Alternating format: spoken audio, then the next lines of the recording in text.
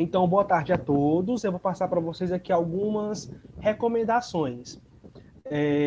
Eu não posso atribuir falta para vocês, porque nós estamos num momento emergencial. Ou seja, esse momento de ter aula à distância, ele é momentâneo. É para esse período apenas, devido à situação que nós estamos vivendo, que é a pandemia.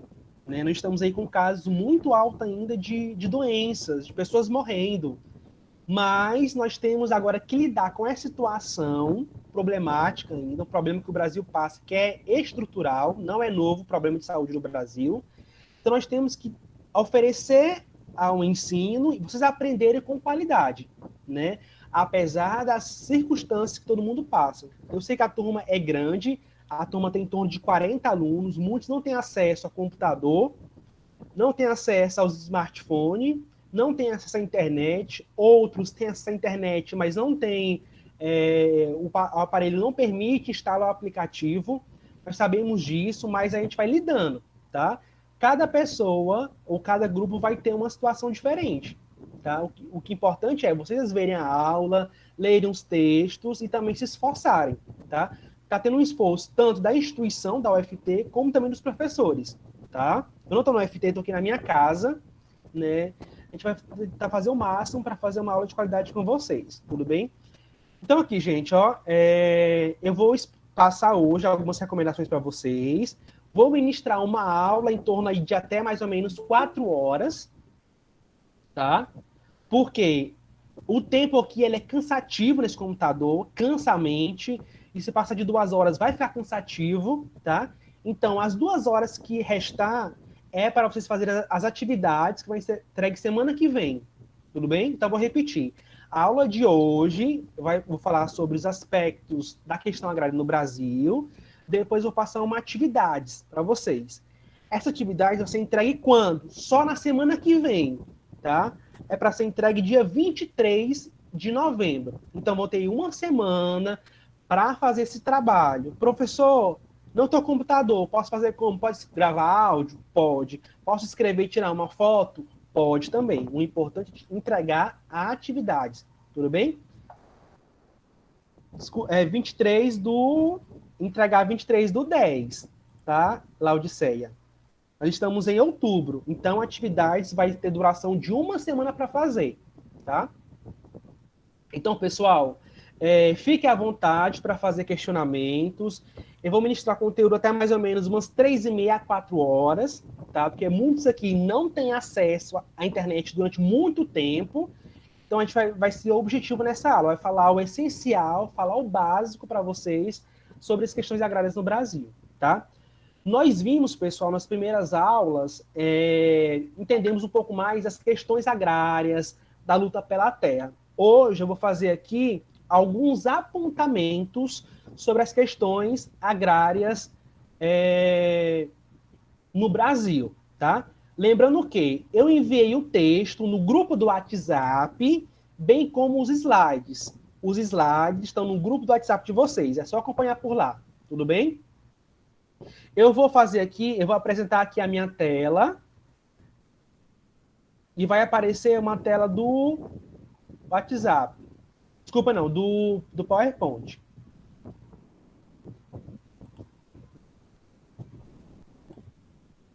Vocês estão vendo aí uma tela? Vai aparecer 2 Cássios. Tem o Cássio Lima Santos e o Cássio Lima Santos apresentação. Pode procurar aí que vai aparecer. Tá? Que é o slide da aula. Estão vendo, né? Está assim, Estado, sociedade e questões agrárias no Brasil, tá?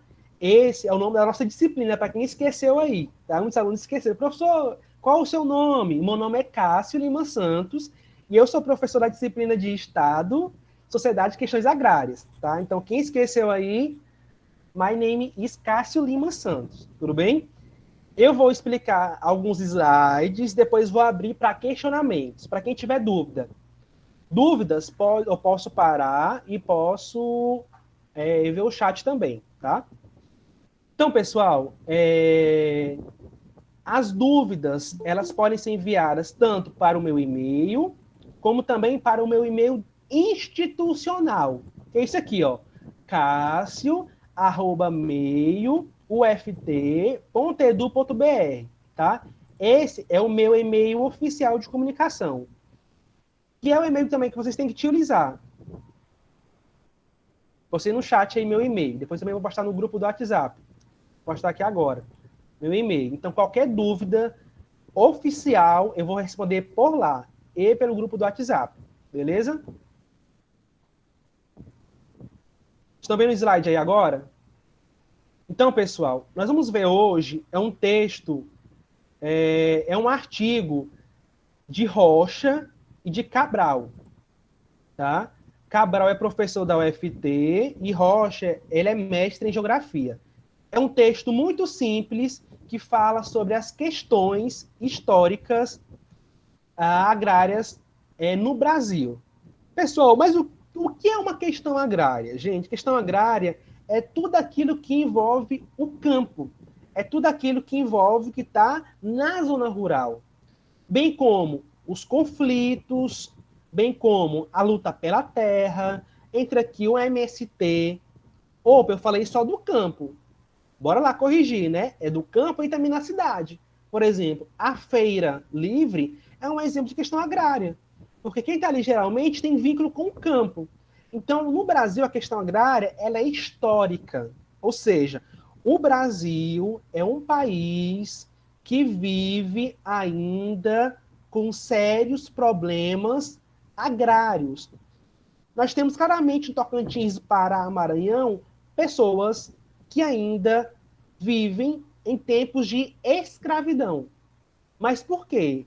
Porque o Brasil tem um problema histórico de conflitos agrários, de pessoas que morrem, que sofrem por não ter o direito à terra.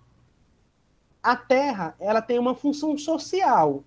A terra, ela é importante? Sim, ela é importante. Por quê? É dela que os trabalhadores e trabalhadoras rurais, eles tiram o seu sustento. Porém, o que a gente percebe hoje? Que no Brasil, as terras estão na mão de quê? De um grupo pequeno de pessoas.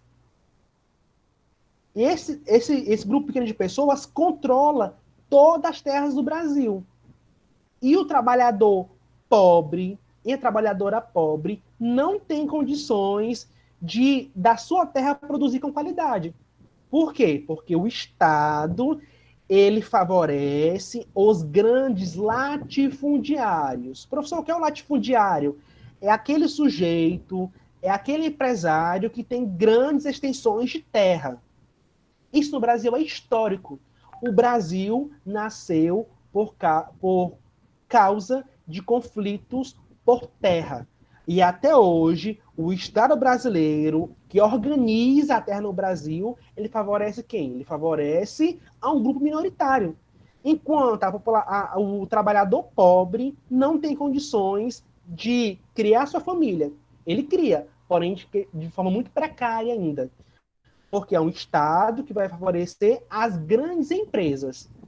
Não, eu estou no Brasil, uma população pobre, eu tenho que atender a população camponesa que vive da terra.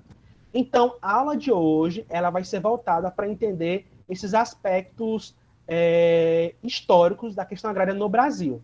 Beleza?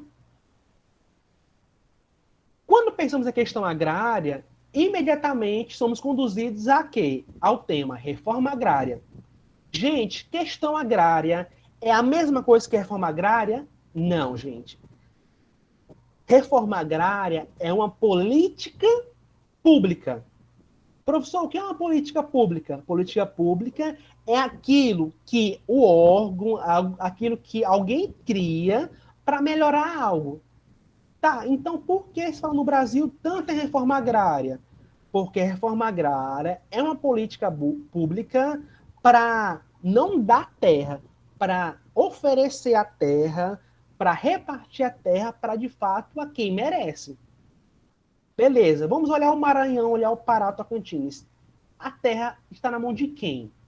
Das grandes empresas que produzem soja, que cultivam eucalipto, cultivam algodão para quê? Para enviar lá para a indústria na Europa. Enquanto o quilombola, o trabalhador rural, não tem acesso a nenhum crédito bancário para cultivar ali, para criar suas galinhas, para criar ali suas 10 cabeças de gado, para cultivar sua mandioca, para fazer a farinha. Não tem. O Estado brasileiro ele é culpado pelos conflitos agrários no Brasil. E isso, quem fala não sou eu. Quem fala isso é ao longo da história. A história conta isso. E nós vemos claramente de quem o Estado ele está do lado, né? Então, a reforma agrária é uma política pública que nunca aconteceu no Brasil. Aí fala assim, realizou, o Fernando Henrique Cardoso realizou a reforma agrária. Não realizou. Ele tentou. Lula conseguiu? Também não conseguiu. Ele tentou. Tinha-se uma expectativa muito grande de reforma agrária no Brasil. Conseguiu? Não conseguiu. Então, pessoal, reforma agrária, questão agrária, são problemas que o Brasil passa. Mas por quê? Porque está envolvida aí a política. Há uma política que favorece um grupo de empresários, das empresas. Eu vou falar na Monsanto. Monsanto é uma grande empresa que utiliza muitos agrotóxicos para cultivar soja no Brasil. É uma das maiores empresas do ramo da produção da sojicultura, da soja. Por quê? Porque ela produz muito. Porque ela tem um mercado que vai consumir esse produto. Está onde esse mercado, professor? Está na Europa. Então, o Brasil produz, a empresa produz, pega esse material e vende o quê? Para as empresas europeias. Enquanto a população pobre sofre para ter uma terra saudável, para ter uma terra fértil, para conseguir produzir. Professor, mas isso ocorreu assim do nada? Como foi esse processo? Gente, lembra do Brasil, da disputa entre Portugal e Espanha? Aconteceu no Brasil. Dividiu-se de um lado Portugal e do lado Espanha. Ali começou a repartição, como se fosse um bolo, das terras públicas no Brasil. Então, daí vem o problema histórico. Então, há mais de 500 anos, o Brasil é um país que tem problemas da luta pela terra. Tem uns problemas que tem problema de reforma agrária. Ou seja, é histórico. Gente, quem acompanhou aí, por exemplo, dias atrás, uma empresa, ela adentrou a Chapada dos Veadeiros e começou a desmatar. Mas por que desmatou? Porque alguém autorizou. O governo de Goiás autorizou uma grande empresa para desmatar uma grande área na Chapada dos Veadeiros, território quilombola, para cultivar soja. A empresa não atua sozinha, não. Ela precisa de um órgão, ela precisa de uma gestão para autorizar. Mas por quê? Porque lá os chefes que trabalham dentro da questão agrária, do INCRA, liberaram para explorar. Não importa se você é quilombola, se é negro, se é negra, se é trabalhador rural, se é quebradeira de coco, não. Eles não estão preocupados com esse público, porque o interesse é atender somente a uma empresa, tá? Então, o que é reforma agrária, segundo o texto? Reforma agrária é uma política pública que é resultado das conquistas da população rural. Então, tudo que o homem do campo tem hoje, não foi porque o Estado deu, não.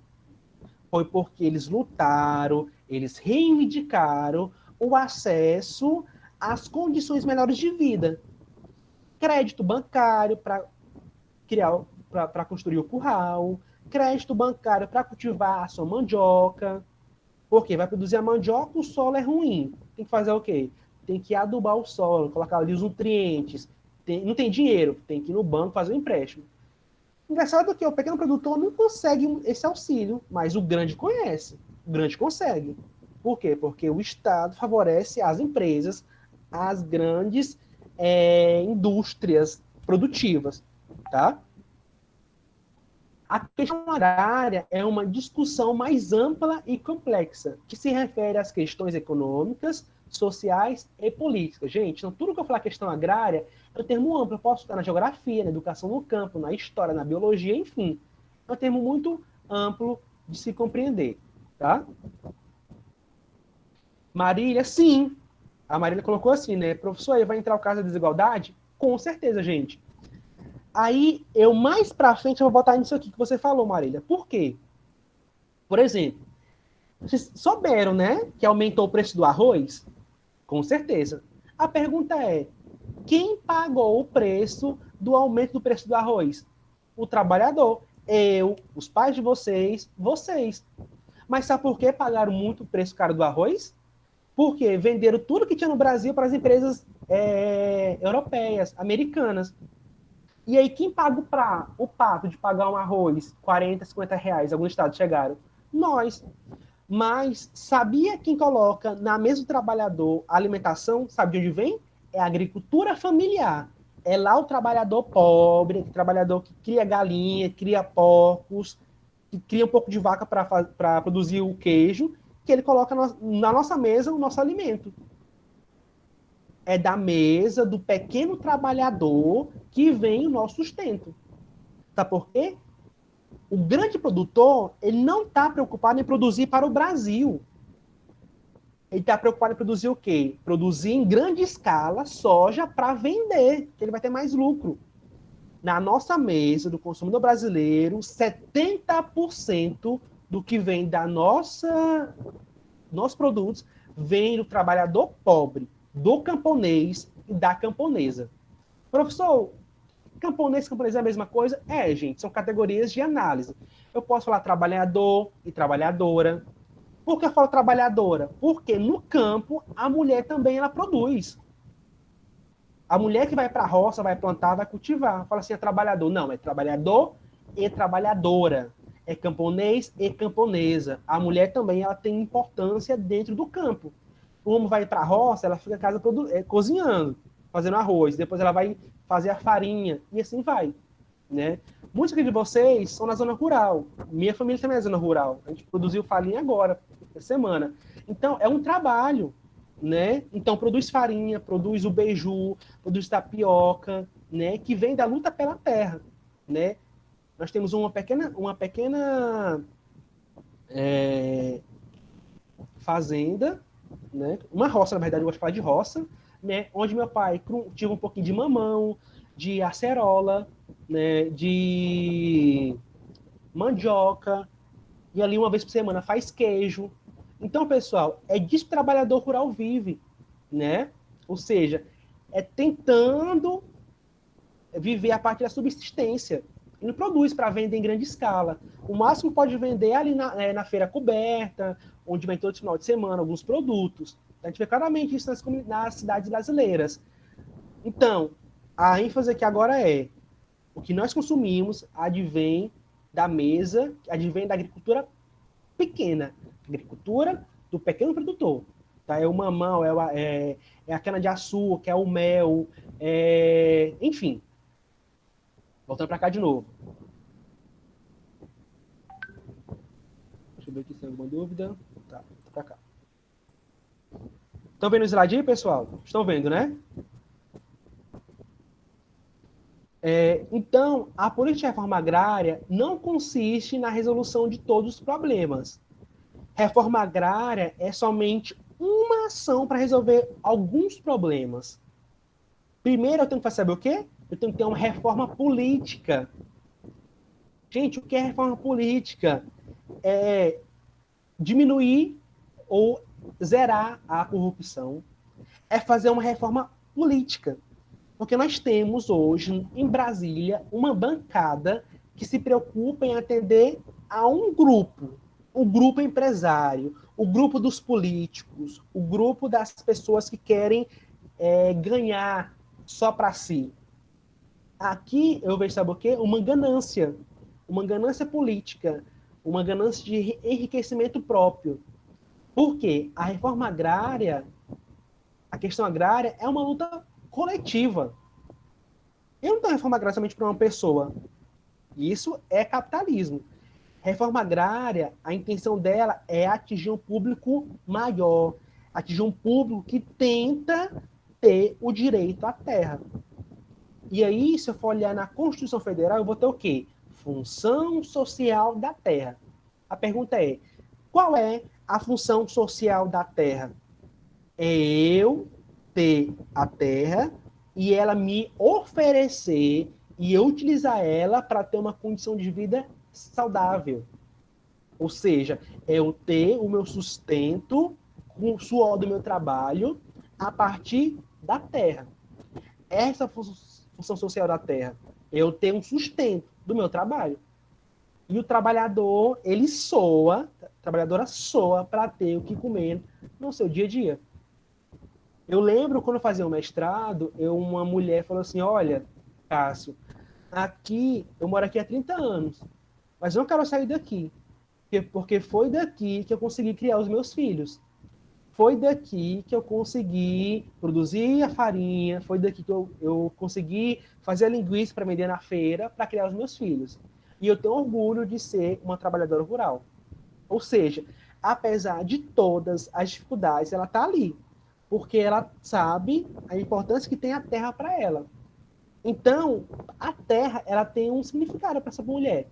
Aquela terra de sustento, aquela terra do trabalho, a terra da sobrevivência. Se eu perguntar para um empresário assim, sim, por que a terra é importante para você? Ah, porque eu vou produzir, vou vender para as grandes empresas, vou lucrar com isso. O trabalhador rural, o pequeno, ele lucra, mas lucra para tentar viver o dia a dia. Já o outro, não. O outro, ele faz o quê? Ele tenta ganhar, ele tenta lucrar cada vez mais sobre isso. Esse é o problema do Brasil. Problema que é histórico. Nós temos aí um autor chamado Bernardo Mansano Fernandes, é um geógrafo. O que ele fala? A reforma agrária é uma política territorial que serve para minimizar a questão agrária. Ou seja, não é acabar, é minimizar. Porque a reforma agrária, ela vai distribuir as terras, que não é só isso, ela vai oferecer o crédito bancário. Aí eu vou ter os PRONAFs, né? São programas que vai oferecer para aquela comunidade rural, para aquela população, crédito bancário, vai oferecer, vai ter que ter um assentamento onde ela está situado, escola do campo, tem que ter transporte público. Aí o pessoal pensa assim, a questão agrária é só da terra. Errado. Reforma agrária, ela tem outra concepção. Quem é trabalhador rural, ele tem que permanecer na zona rural. Porque ali é onde ele nasceu, onde ele viveu. Então é direito dele viver ali. Mas para estar ali, ele tem que ter condições. Tem que ter escola para os filhos dele, tem que ter o transporte público, que a gente vê que é difícil, quanto mais tem escola, né? Então ele tem que ter condições. Então, um exemplo de reforma agrária é um assentamento rural, que é o início da reforma agrária. E aí que a gente vê claramente, nós vemos no Brasil todo ano fechando inúmeras escolas do campo. Por quê? Será que acaba a população que mora do campo? Será que ninguém tem mais filho no campo? Não. Não é interesse do governo colocar escolas para atuar na zona rural. Sabe por quê? Porque para eles é gasto. Para eles, investir em educação é problema. Para eles, investir em educação é um desperdício de dinheiro. Está errado. Eu tenho que oferecer no campo escolas de qualidade. Gente, se a gente percorrer toda aquela Amazônia, Tocantins, Pará, Amapá, Pará, Amazonas, vamos ver que as escolas são precárias. Não tem condição nenhuma de oferecer educação de qualidade. O professor ele tira das tripas ao coração para ensinar os alunos. Por quê? Ele fica ali, tem turmas que tem 7, 8 turmas diferentes em sala de aula. Não tem condições. O professor ele é diretor, ele é o professor, ele é o merendeiro. Sim, será que você não tem condições de oferecer isso, uma educação de qualidade para os alunos? Tem sim, para não interesse. Vocês colocarem assim no Google depois, número de escolas que fecham no campo, vão ver o número de escolas que estão diminuindo ao longo do tempo. Mas por quê? Porque não é interesse do governo oferecer uma educação para escolas do campo. É por isso que vocês têm uma formação para ter esse entendimento, né? Porque só priorizam a escola da cidade. A escola do campo não merece, não? Merece. Então, continuando aqui agora, né? A questão agrária, segundo esse autor, é um problema estrutural do capitalismo. Aqui é um problema. O capitalismo, ele tem um interesse. O interesse é esse, atender um público. Aí o que a Maria colocou ali agora, né? Ah, isso tem uma causa de desigualdade? Sim, tá aqui, ó. O capitalismo é um sistema que visa lucro e ele vive na contradição. Quanto mais pobre tiver, melhor para ela. Ela vai atender um público, aquele que tem condição financeira apenas. Sabe por quê? Ele quer ter um público, porque o pobre ele tem que trabalhar para atender ao grande capital, para atender a grande empresa, para ter a força de trabalho para a grande empresa. É assim que o capitalismo vive. Por exemplo, né? Tem pessoas que trabalham na fábrica da Apple, do celular, da marca. Eles trabalham na fábrica da Apple, porém não tem o celular da Apple. Por quê? Porque o celular da Apple é destinado a um público, a quem tem, ó, dinheiro. Quem não tem, por que não tem? Porque se não tem, vão trabalhar para atender, para a lucrar o dinheiro dos ricos. Esse é o problema social, né, que gera uma desigualdade. Aí posso falar assim, a pandemia no Brasil, ela gerou desigualdade. Gerou. Mas a desigualdade havia antes da pandemia. A pandemia só aflorou a desigualdade no Brasil. Ah, então quer dizer que a desigualdade no Brasil começou com o Covid-19? Não. A pandemia, ela aperfeiçoou, ela provocou, ela gerou mais desigualdade social no Brasil. Por exemplo, gente, nossa turma tem 40 alunos em média. Cadê os demais? Não estão aqui porque eles não querem? Não. Não estão aqui porque não tem o acesso, não tem a oportunidade, não tem a condição para comprar, não tem acesso para ter na sua casa internet. E aí são obrigados, olha como o Estado faz, né? Então, o que o Estado faz? Né? Obriga os professores a voltarem às aulas, quem perdeu, ela perdeu, quem não perdeu, fica para trás. Esse é o capitalismo quer, isso é capitalismo. Ou o professor tem que dar aula nas condições que tiver, pronto. Esse é um problema. O capitalismo, ele atropela as coisas. Quem aprendeu, aprendeu. Quem aprendeu, se vira. E não é assim. Porque nós sabemos que aqui tem alunos que queriam estar aqui nesse momento agora estudando. Mas porque não estão? Porque não tem condições. Isso é um resultado do sistema capitalista de produção. Tá? Deixa eu ver aqui. Luginel, agora eu falo do e-mail, tá? No final. Marília, mas para isso, no governo teria que se preocupar com os pequenos produtores também. Porém, o governo só está preocupado com os números. Perfeito. E sabe que também com números em euros, né? Eu diria melhor. Em euros, em dólares. Esse é a preocupação do governo, né? Por exemplo, a UFT, ela tinha obrigação de ofertar para todos os alunos um chip para a internet. Mas não tem condição para todos. E os demais se viram? Não. A UFT é uma instituição federal. Ela tem dinheiro para isso. O Brasil tem dinheiro para isso. Mas por quê? Né? Marília, muitas das vezes, quando o trabalhador do campo vem para a cidade, muitos acabam passando nessa cidade. Exato, Marília. Eu vou falar na frente aqui agora do chamado êxodo rural.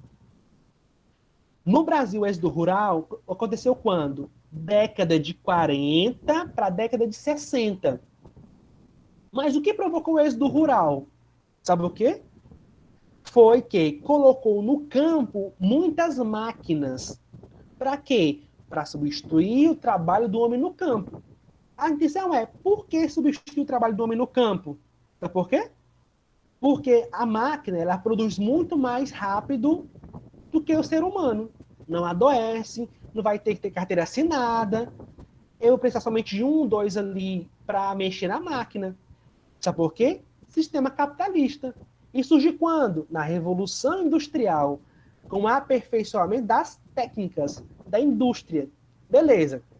Aí também eu voltei na década de 70, por aí assim, a Revolução Verde e Revolução Agrícola. Sim, mas para quem?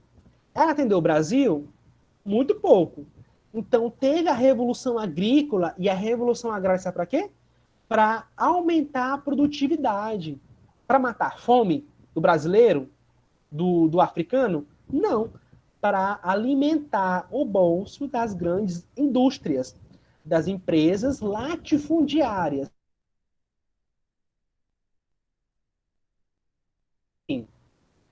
A Mariana coloca assim, muitas vezes, quando o trabalhador do campo vem para a cidade, pois sua forma de sustento vem do campo. A maior parte sempre morou no campo. E outra também, não tem a formação para trabalhar na cidade, porque sempre veio do campo. Então, ele tem outras atribuições de trabalho, né?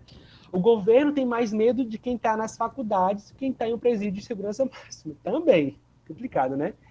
Aí outro problema também, Marília, sabe por quê? Por exemplo, né? Eu crio no Brasil muito mais presídios do que escolas. Isso é um problema. Eu tinha que criar muito mais escolas do que presídio, porque escola, eu entendo que vai mudar a vida dos trabalhadores. Gente, a escola, o ensino, o conhecimento, ele muda a vida do trabalhador. Pode ter certeza. Quem vocês conhecem, alguns vocês conhecem, fez uma faculdade, começou a melhorar, começou a ter um emprego. De fato, quem tem conhecimento, quem tem um estudo, ele não vai ficar rico, não vai. O professor não vai ficar rico. Mas ele vai ter condições de ter uma alimentação mais equilibrada, ele vai ter condições de dormir numa cama com ventilador do lado, né? Vai ter acesso às condições de vida. Nós não estamos falando, sabe de quê? A gente está falando de direito, e não é privilégio. Nós estamos falando de direito, de direito à educação, direito à saúde, direito à terra, e não privilégio. Aqui, vocês que estão na universidade não estão privilegiados. Vocês têm direito de fazer uma universidade. É direito. Aí fala assim, eu sou privilegiado. Não. A universidade ela é obrigada a oferecer educação de qualidade. Sabe por quê? Eles pagam imposto, gente. Um lápis, esse aqui é um lápis, por exemplo, custa R$1, 90 centavos dele é imposto. Esse imposto, ele é retornado para saúde, ou deveria ser retornado para saúde, para educação, para saneamento, para meio ambiente, e não é retornado. Então, quem está na universidade é um direito. Quando fala assim, são privilegiados, não. Isso aqui é um direito. Fala, não. Corta na hora a pessoa, fala, isso aqui é um direito meu de estar aqui. Aí eu pergunto, quantas famílias de vocês estão na universidade? Poucos. Pouquíssimo. 1, 2. Aqui nessa turma deve ter, no máximo, são os primeiros a entrar na universidade. Né? Então, esse é um problema. Né? Um problema também agrário. Tá? Voltar para cá de novo. Antes de prosseguir. Então, capitalismo é um sistema perverso. O Milton Santos, um autor da geografia, afirma que o capitalismo é perverso, porque ele provoca desigualdades sociais. A gente vê claramente isso, é notório. Né? Fernandes fala o que também? Os conflitos fazem parte da questão agrária. Aí nós vamos ver lá assim, quais os estados onde mais morrem pessoas por questões agrárias? Pará é um deles. Pará está no topo. Devido às relações de exclusão, expropriação, desigualdades causadas pelo capital. Gente, o que é expropriação? Expropriação é expulsão. O que é expulsão, gente? Por exemplo, né? Aqui no Pará tem muito isso. A empresa da mineração chega, descobre que ali tem minério e ela vai expropriar a comunidade. Ela vai comprar aquela comunidade a um preço muito baixo. Não quero saber se é quilombola, se é trabalhador, estou ali há 30 anos, ele quer tirar dali o minério. Então, ele expropria. Expropriar é expulsar a população da sua terra. Não quer saber se ali eu tenho casa, se ele cria meus filhos, se eu tenho cultivo. Não, ele quer te expulsar. O capitalismo, ele é perverso. Ele mata. Ele provoca desigualdade social. Em 2017, se eu não me engano, teve aqui perto da cidade, chamada cidade de Pau d'Arco, 10 homens foram assassinados brutalmente por policiais. A mando de quem? A mando das grandes empresas. Então, quando a pessoa morre por conflito agrário, não é porque ela queria ir, não. Alguém mandou. Há um sistema por trás que provoca isso. E esse é um problema. A gente tem que pensar nisso. O que acontece? Muitos aqui de vocês também pensam assim, o MST ele é bandido, o MST está voltado para... só tem lá vagabundo. E não. O MST que é o movimento de trabalhadores sem terra, é um movimento social, é uma entidade que está ali para lutar pela terra.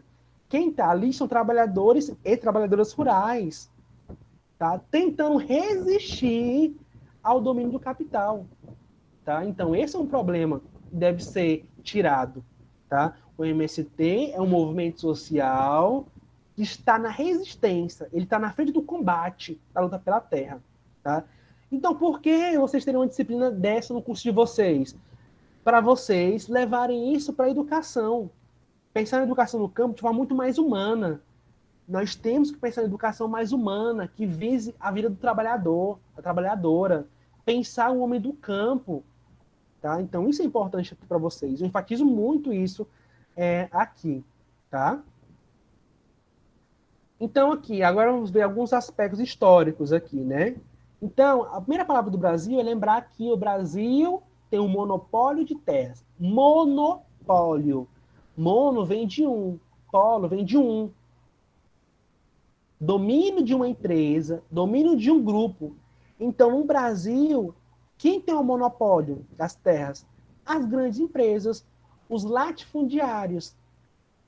Por exemplo, gente, nós estamos começando aí com o século XV, né, que no Brasil ele é dominado. Gente, aqui uma coisa interessante, ó, o Brasil não foi descoberto, não. Aí fala assim, Portugal estava indo na rota das Índias e descobriu o Brasil. Que nada, gente. O Brasil ele foi saqueado, ele foi dominado. Ele saiu para ir para uma direção, chegou no Brasil. Historinha da carochinha essa aí, né, não? Então, pessoal, o Brasil ele não foi descoberto, ele foi dominado. Dominado por quem? Pelos portugueses.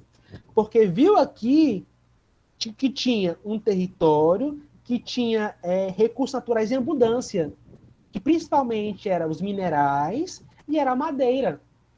Ou melhor, as madeiras, né? Uma das madeiras era o pau-brasil.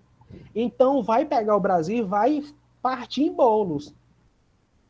A primeira e a divisão é as capitanias hereditárias, né? Na qual, a partir do rei de Portugal, um deles aí é o Dom João III, vai falar, olha, aqui vamos pegar esse território, vamos dominar ele, vamos dominar esse povo bruto daqui. Quem é o povo bruto aí que eles falavam? Eram os indígenas.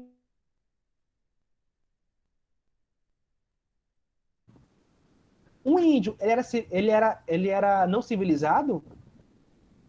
Isso é a visão dos europeus. Não. O que aconteceu? Os europeus vêm para o Brasil e querem impor uma cultura nova, um outro modo de tradição para os indígenas que viviam aqui e que a terra oferecia. Então aí começa a nossa dominação. Começa a dominação de terras do Brasil. Aí divide lá o Brasil nas capitanias, em 15 pedaços ali. Ó, esse aqui é do território tal, tal, tal, Portugal, Espanha, e assim vai. Foi. Né? Isso no século XV. Ou seja, nós já estamos no século XXI. Então, há mais de 500 anos o Brasil, ele passa por esse processo histórico, né? Aí fala assim, né, os autores, a estrutura fundiária, né, que é a divisão das terras, de grande propriedade, formou-se aí. Então, até hoje, nós temos resquícios desses grandes terras, grandes propriedades. Marília, Luginel, verdade, a Marília. Também concordo, até porque os índios já existiam aqui no Brasil. Perfeito, eu sempre trabalho com o discurso de que o Brasil ele foi dominado territorialmente. Ele foi saqueado. Ou melhor, foi não, ele é saqueado até hoje. Tá? E a gente vê claramente na fala dos políticos hoje, não, os indígenas querem tomar as terras dos brancos. Pelo contrário, foi os brancos que tomaram a terra dos indígenas, até hoje querem tomar. Indígenas, quilombolas, assim vai. Tá? Maria Santana, né? Os indígenas já viviam aqui. Perfeito.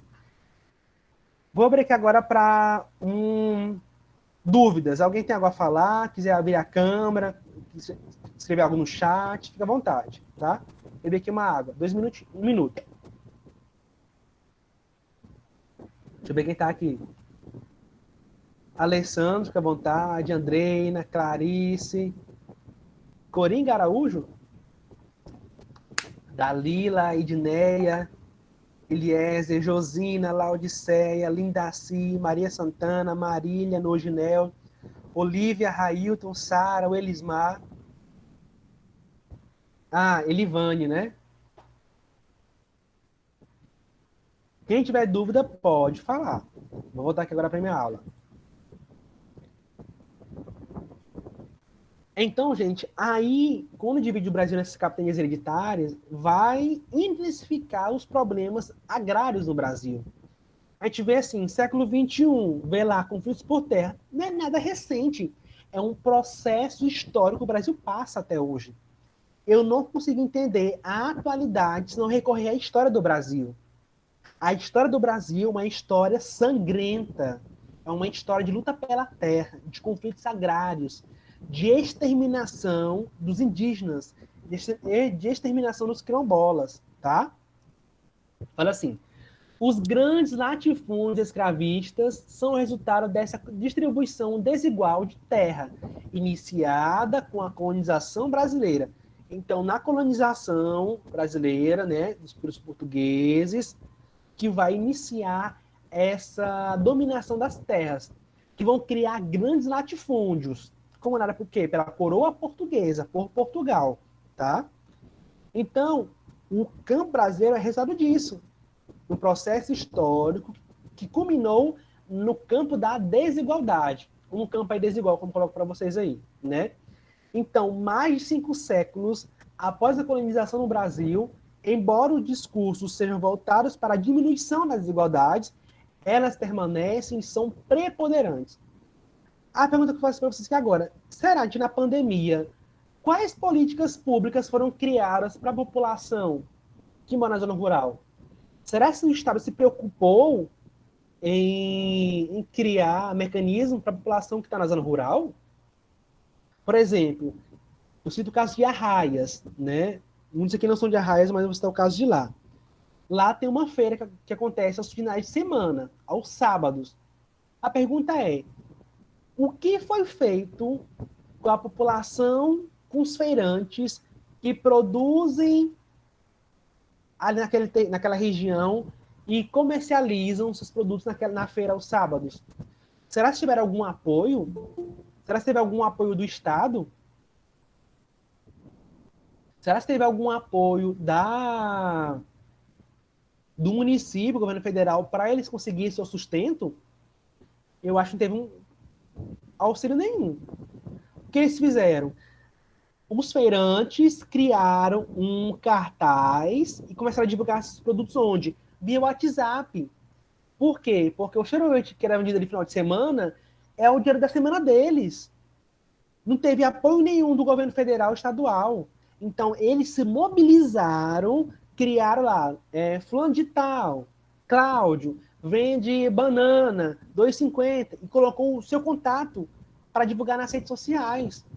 Mas não teve nenhum apoio do governo para atender esse público. Sabe por quê? Os trabalhadores e trabalhadoras pobres. Aí o que aconteceu? Aí o governo, para salvar o Brasil do coronavírus, ofereceu dinheiro para as empresas. Então, as empresas que estavam quebrando, lançam dinheiro para elas. Lançam dinheiro para elas, para as grandes empresas. Enquanto o pequeno trabalhador feirante não recebeu R$ 1, 1 centavo. Né? Então, isso é um problema. Um problema grave. Porque para a grande empresa teve muito dinheiro, recurso, porque ele tem retorno, enfim. Agora, o trabalhador que vive ali, vendendo o seu queijo, o seu bolo, o seu salgado, não teve dinheiro nenhum. Então, esse é um problema. Só mostra que nosso país é um país desigual. Tá?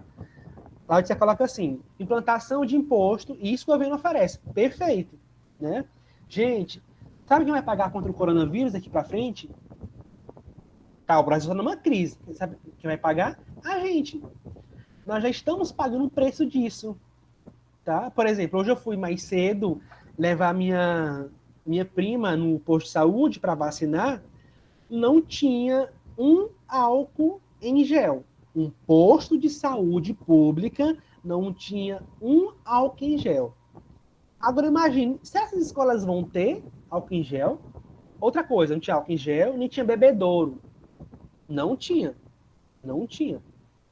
Um posto de saúde um local onde tem muitas pessoas, mas não tem um auxílio, não tem um suporte. Aí eu pergunto, será que as escolas vão ter condição de oferecer essa educação para os alunos, essa segurança? Aí o problema, né? Aí a Marília coloca assim, já que a maior parte do consumo brasileiro vem dos pequenos produtores, o governo deveria se preocupar ainda mais com esses pequenos produtores, certo? O que não há. Mas a desigualdade existe desde a colonização. Perfeito. Gente, e vai aumentar cada vez mais. Vai aumentar no Brasil, já aumenta na verdade, o desemprego. Nós temos no Brasil atualmente mais de 13 milhões de desempregados. Muitas pessoas vão morrer por causa de fome. Marília, foi oferecido o auxílio emergencial, mas logo em seguida aumentou os impostos. Não adiantou nada o auxílio.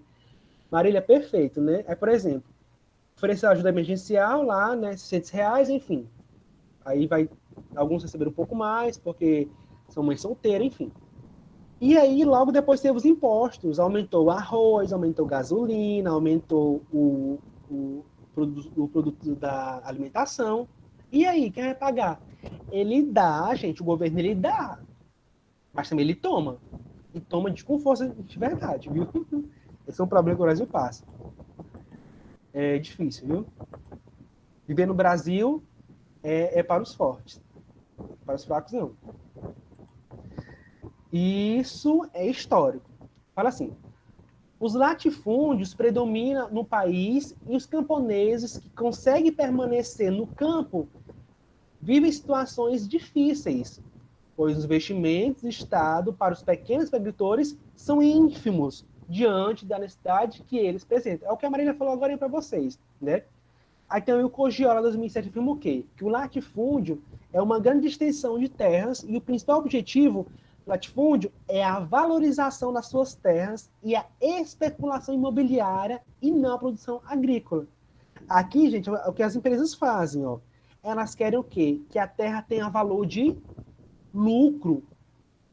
Já o trabalhador pequeno, ele quer o quê? Ele quer a terra para ter o seu trabalho, para ter o seu sustento.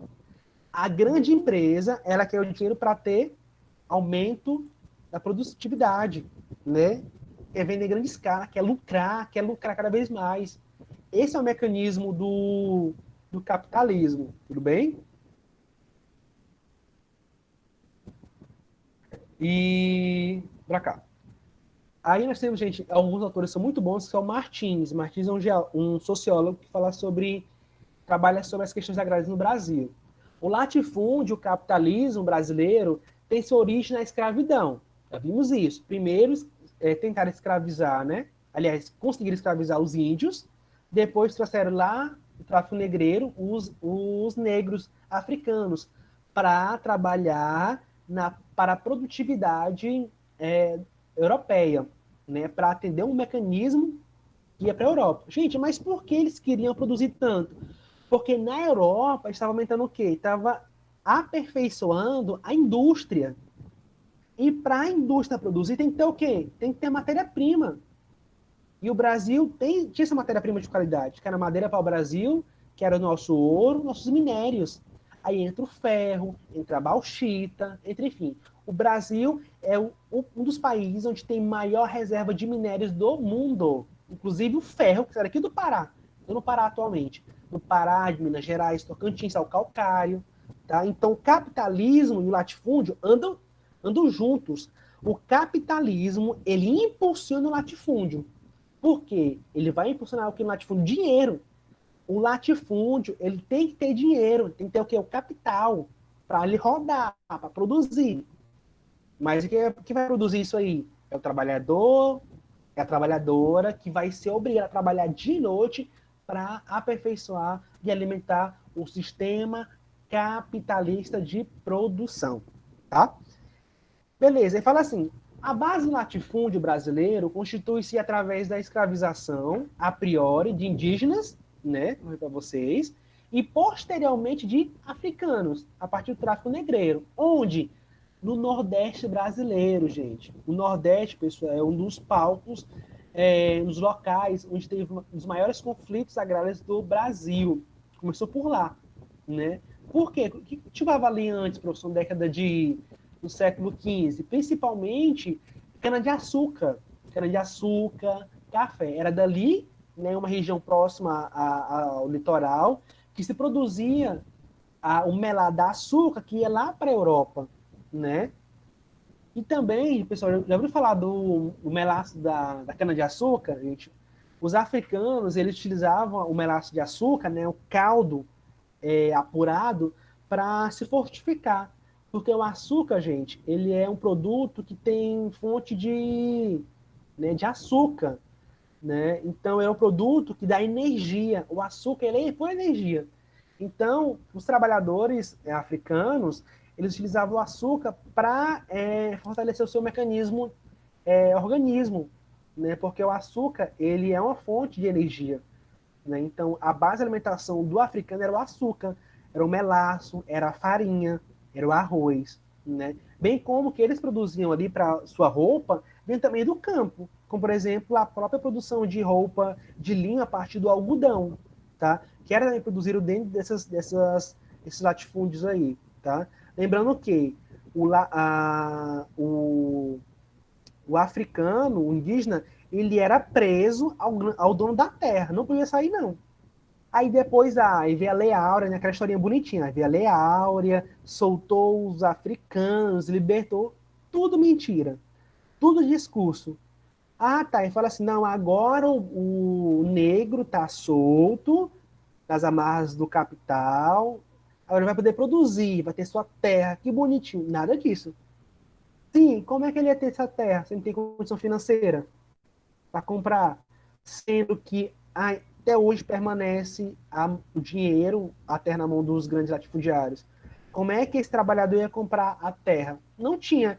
Então ele continuou permanecendo ainda ligado ao dono da empresa, ao dono da terra, ao agiota, enfim, né? E aí, pessoal, é um problema grave até hoje. Problema grave. Por exemplo, beleza, aí o trabalhador negro, ele atuava em quais atividades? Ele ia fazer medicina? Jamais. Ele ia fazer direito? Jamais. Ele, o negro, era destinado a trabalhar, sabe onde? Na cozinha, na roça, trabalho pesado ainda. Ele ficou livre, entre aspas, mas permaneceu ligado ao domínio do capital. Ele poderia ganhar dinheiro, mas às costas dos grandes latifundiários, na cozinha, capinando, na roça. Gente, a quem até hoje é destinado às universidades? A homem branco. A homem branco, a mulher branca. Quem hoje tem os acesso ao curso de medicina, direito? Grande parte são homens brancos, mulheres brancas. Porque, ao longo da história, negou-se o direito do trabalhador negro, trabalhadora negra, acesso à universidade. Por quê? Porque pela cor da pele. Ah, não, é preto, é negro, trabalha na cozinha da minha casa. Para mim tá tudo bem.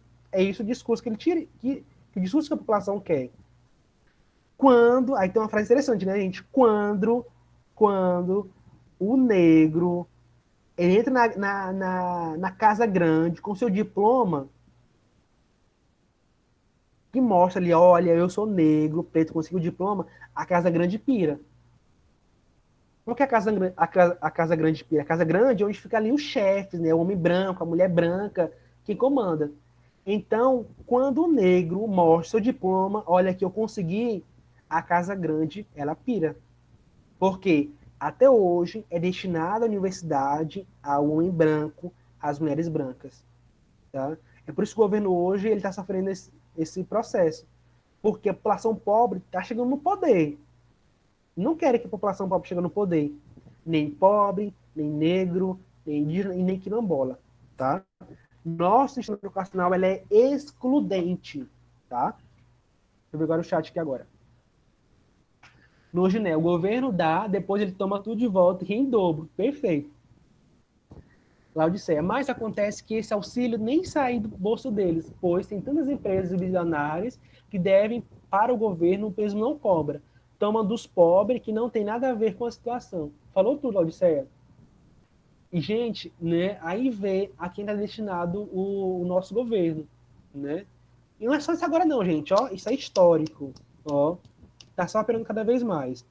Agora o nióbio, né, é o minério mais procurado do momento. Sim, né, gente? Porque né, a Apple, os celulares, o computador tem que ter o nióbio. Né? O nióbio, pessoal, é um mineral que faz parte do componente do celular, né? Nós estamos em uma área tecnológica, né? Então, o nióbio, os materiais aí de alto valor de mercado, eles são procurados. Tá? E o Brasil ele tem essa reserva de minérios, tá? Pessoal, alguma dúvida até aqui? Pode parar, eu posso parar e explicar. Façam perguntas no chat para agora, se quiserem, tá? Fica à vontade. Não fiquem tímidos.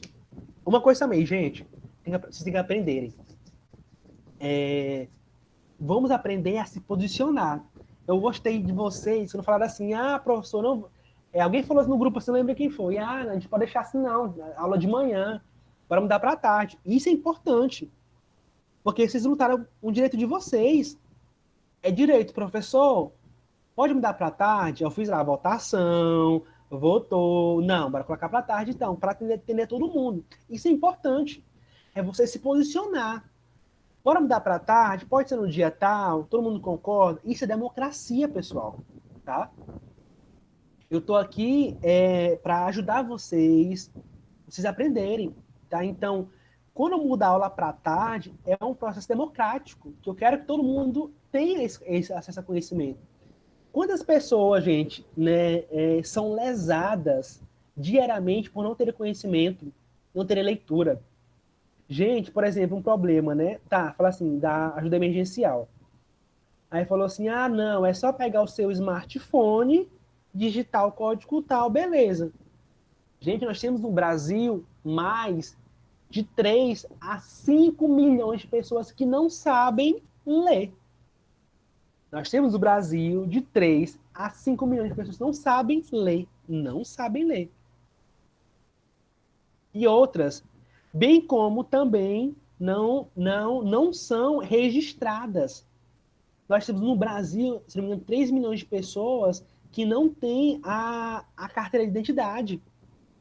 Então, quando não tem uma carteira de identidade, eles não existem. Para o governo, eu não tenho CPF nem RG, eu não existo. Então, o governo então não faz, está passando fome para lá, deixa para lá. Entendeu? É um problema que o Brasil passa. Mas por quê? Porque nunca houve no Brasil um sistema para atender a todos uma educação de qualidade. O Brasil tem sérios problemas estruturais, tá? Eu fico feliz a vida quando vejo um preto se formando na faculdade. Pô, Edson Topo, legal. É o quê? Edson Topo depois eu vou ver. É uma música, é? Não conheço, mas foi legal. Vou usar nas minhas aulas. Hoje, né, o professor, o senhor já falou sobre o êxodo rural, respondendo a pergunta de Neia. Ah, tá. Eu também fico Marília muito. Isso, estou com uma aula de 2 anos que está prestando atenção à aula. Uma aluna. Ah, tá. Muito bem, Dalila. É assim mesmo. Então vamos para lá. Não quero levar a aula até muito tempo, porque vocês têm que ler o texto ainda. E depois para publicar o vídeo, que é muito grande. Tá? Dúvidas no chat, por favor. Bora aqui para a gente andar um pouquinho. De acordo com Cogiola, o sistema colonial de distribuição de terras foi responsável pela formação do latifúndio e não favoreceu a pequena propriedade. Perfeito, gente. Porque destinou-se a terra às grandes empresas. Então, aí continuou o trabalhador pobre, o escravo, não tendo direito à terra. Tá, beleza. Aí veio a lei de a liberação dos escravos, mas aconteceu que o negro não tinha terra. A terra continuou na mão das grandes empresas, né, do grande latifundiário. Então, como é que ele ia ter uma condição financeira boa? Nunca. Aí fala assim também Corgiola, né? O sistema de concessão de terras por Marias foi abolido após a independência do Brasil, em 22, com a revogação da legislação portuguesa, que passou a não ser mais se estender sobre as terras do Brasil. Em 1850 foi criada a Lei de Terras no Brasil. Gente, a Lei de Terras, gente, ela tinha um benefício. Ela foi boa? Não tanto. Ela foi destinada para atender o público. Aí fala assim, foi resultado da pressão dos ingleses para a abolição da escravatura. e substituição dessa pelo trabalho assalariado. Então, aí, gente, aí beleza, né?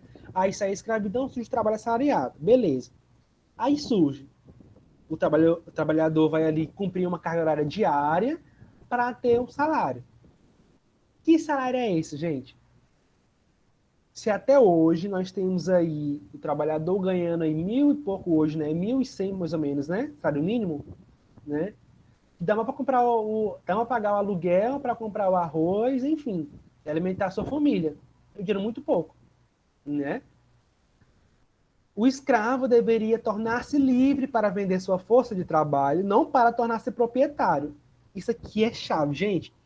O escravo deveria tornar-se livre. Tá ok. Mas por que livre, gente? Porque a indústria no Brasil estava crescendo. Então, por que no Brasil teve a liberação dos escravos? Porque a indústria estava aumentando no espaço urbano. Então, tinha que ter trabalhadores, será quê? Para ir para a indústria, para trabalhar assalariada. Então, liberou os escravos do campo, o escravo migrou para a cidade, êxodo rural, para trabalhar na indústria. Para ser o quê? Para ser o trabalhador assalariado. Trabalhando ali de 15 a 20 horas por dia. Isso crianças, idosos, mulheres, adolescentes, enfim. Tá? Então, a Lei de Terras instituía que qualquer cidadão brasileiro poderia se transformar em proprietário privado de terras. Bonito, na lei. Qualquer cidadão. A pergunta é: qualquer cidadão quem? Porque o negro não tinha dinheiro. O negro estava saindo da escravidão para se tornar livre. Mas será que ele tem dinheiro para comprar? Não. Quem continua tendo dinheiro ainda com as terras? O grande proprietário de terras, o latifundiário. Então, o negro tornou-se livre, entre aspas, mas retornou ainda para o trabalho nas lavouras. Hoje, até hoje, pessoal, quem trabalha nas lavouras de cana-de-açúcar, para colher cana-de-açúcar aí, os boias frias que chamam, o negro, tá? Boa tarde, Pedro. Então, até hoje, gente, o trabalhador, ele sofre consequências disso. O trabalhador, somos todos nós, pessoal, tá? Todavia, para ocorrer o direito e a propriedade, era necessário pagar certo valor à coroa. Ou seja, eu poderia ter a terra, mas para ter a terra, tinha que pagar ao Portugal. Coroa, que é coroa portuguesa, que é a coroa que controlava as terras brasileiras, lá para Portugal. Aí o negro tornou-se livre, mas como é que ia comprar a terra? Não tinha dinheiro. Então ele teve que ir lá para o latifúndio, ter que ir lá se tornar ainda assalariado da cidade ou do trabalhador do campo, né? E poucos conseguiram. Por isso que a população ainda negra, eu valorizo hoje a questão das cotas, né? Porque a partir das cotas ela vai ter acesso ao conhecimento, à universidade, para tentar mudar esse problema que é histórico no Brasil.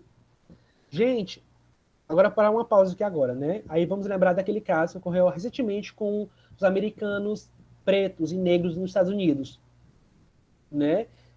Assassinado, violentado brutalmente por policiais. Será que ocorre só lá isso aí nos Estados Unidos? O Brasil ocorre muito isso, gente. O que mais acontece? Por exemplo, eu tive agora um aluno na educação no campo. Alguém chegou aqui. Eu tive um aluno da educação no campo que foi agredido brutalmente depois de Campos Belos, né, por um policial. Por quê? Porque viu que era negro. Sabe o que pensa que é negro, pessoal? Ah, é negro, é bandido. É negro, é vagabundo. Porque uma visão eurocêntrica, uma visão histórica acontece isso, né? Isso é um problema, né? Porque o negro não pode chegar na universidade, o negro não pode ter um carro bom, o negro não pode ter sair para festa, ter dinheiro, não, né? O negro é destinado aos serviços braçais, não, né? o Elismar, mas eu acho meio que impossível ser livre, pois o Brasil vive um sistema de escravidão. O Elismar, gostei do que você colocou, né? Ser livre é um termo muito amplo, né? Mas aí eu digo que é uma resistência. E você estando aqui agora, no sábado à tarde, poderia estar aí curtindo, mas estão aqui estudando. Isso é uma resistência. Isso eu acho que é ser livre também. É o caminho para ser livre, né? Mas, pessoal, até hoje nós somos escravos também, né? Escravos do trabalho, escravos também da condição financeira. Mas o caminho, gente, é a gente fazer essa mudança, né? Por isso que eu falava nisso para vocês, o Elismar, de fazer a reforma política. Para ter reforma agrária, tem que ter reforma política. Porque só vai ter reforma agrária quando tiver políticos coerentes, como vocês, alunos, né? Alguém que pode ser lá prefeito, vereador, que vai mudar o nosso sistema. O sistema de desigualdade, né? Mas eu penso ainda, não vai ser agora, não vai ser agora, não vai ser da noite para o dia, daqui 5, 6, 7 anos, vai levar muito tempo ainda, mas é um processo, né? Mas eu falo para vocês que o capitalismo, ele vive desse sistema de escravidão. Ele quer esse sistema de desigualdade social. Esse é o problema, tá? Marília coloca assim: o termo livre existe, mas para nós pobres tem um significado totalmente diferente. Perfeito que você colocou, Marília. Perfeito. Somos expostos à escravidão, a uma prisão dentro de nossas próprias casas. Na verdade, não somos livres. Perfeito. Perfeito. Por exemplo, gente, ó, vamos agora trabalhar aqui, vocês colocaram, eu gostei do termo livre. Eu pergunto, quem pôde ficar em casa na pandemia? Quem pôde ficar em casa na pandemia? Quem teve que ir trabalhar durante toda a pandemia? Quem teve?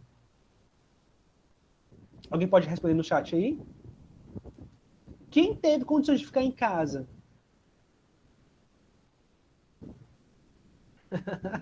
O Elismar? Gente, por favor, alguém se candidatar à presidência já tem meu voto. Meu voto é teu, Elismar. Pronto, fechou. Gente, quem ficou em casa? Quem teve que trabalhar diariamente? Eu tenho um parente que trabalhou todos os dias, não parou um dia sequer. Não parou um dia sequer. Um dia sequer. Então, eu pergunto, vocês estavam livres? Vocês estavam livres ou estavam presos? Quem teve condição de ficar em casa? Quem teve que trabalhar na pandemia não estava livre, sabe por quê? O sistema precisa funcionar. E para funcionar, ele tem que utilizar o trabalhador pobre. Aí fala assim, né, os grandes empresários, por exemplo, eu ouvia falar de alguns, como o Dória, lá do Rio de Janeiro, São Paulo, esse empresário fala assim, ah, não, mas é fácil ficar em casa. Gente, nós temos cidades, nós temos bairros, populações que não têm condição de comprar máscara para utilizar, não tem condições de comprar condições de comprar a máscara, o álcool, de ficar em casa. Por quê? Ou ia trabalhar, ou não tinha condição de comprar o arroz para colocar em casa. Aí eu pergunto, nós somos livres? Não somos livres. Somos escravos? Escravos do sistema capitalista, né? Então é fácil falar no meu conforto de casa, com o ar-condicionado ligado, beleza, fica em casa, né? Então, quem esteve correndo mais risco na pandemia? A população pobre, com certeza. Aí fala assim, a pandemia atingiu a todos de forma igual. Mentira. A pandemia atingiu os pobres de forma muito mais brutal. Mais brutal. Mais brutal. Tá? Enfim, desabafei. E aí, só pra gente refletir um pouco mais sobre isso, gente, tá? Bora continuar aqui agora. Coloca dúvidas no chat aí, por favor. Aí teve aí, né? A lei número 601 de 1950 foi, então, o batistério do latifúndio no Brasil. Ela regulamentou e consolidou o modelo da grande propriedade rural, que é a base legal até os dias atuais, para a estrutura injusta da propriedade de terras no Brasil. A década de 30 também é um marco para a história do campo brasileiro, já que este foi um período que a industrialização brasileira tomou força impulsionada pelo governo de Getúlio Vargas. Então aqui, gente, ó, esse período aí, pessoal, né, de 30, o Brasil estava iniciando a sua industrialização. E o que o Brasil queria? Ele queria mão de obra para trabalhar, não era? Então, aí provocou o que a gente chama no Brasil de êxodo rural, tá? A população do campo e foi para a cidade, para alimentar a indústria, porque a indústria tem que ter mão de obra barata. A indústria, ela quer mão de obra barata para produzir. E o Brasil tinha. E o Brasil tem mão de obra barata para produzir. Tá? Um minutinho só. Então qual o discurso do governo? Ah, as empresas vão ter condições boas de trabalho, vão oferecer acesso à saúde, educação. Negativo. Oferecer o quê? Oferecer o trabalho 24 horas por dia e péssimas condições de trabalho, gente. Pode perceber que nas indústrias do Brasil teve muitas doenças que atingiram a população. Por quê? Trabalhava em ambientes insalubres. O que são ambientes salubres? Escuro, sem iluminação, sem alimentação adequada, sem beber água e assim foi. Né? Ambientes totalmente precários. Mas por quê? Em prol de um sistema capitalista. Tá? Então, gente, esse século XX passado, né, segundo Milton Santos, ele foi um país agrário, porque a população, grande parte, morava na zona rural. Hoje a população, grande parte, mora na zona urbana, tá?